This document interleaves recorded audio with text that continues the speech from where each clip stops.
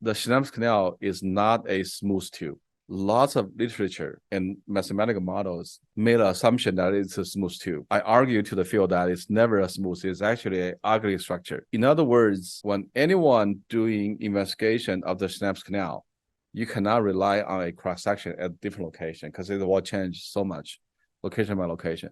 We have to image either a whole circle or a big portion of it. The IPL has 5 stripes. These 5 stripes corresponding to the ganglion and bipolar synaptic connections. They form at different layers. People believe that the off ganglion stays below with respect to the light path, and the on ganglion stays on top, and in the middle is more or less on and off ganglion. So now we can visualize this to correlate the on and off ganglion at different stages of glaucoma. So the whole OCT structure is a microsyn plus a Mach Sanders and using 2 spectrometers to cancel each other. So speckle, motion, speed, we just solve them one by one. There's just so much work. And it's actually set the stage for clinical study using the OCT.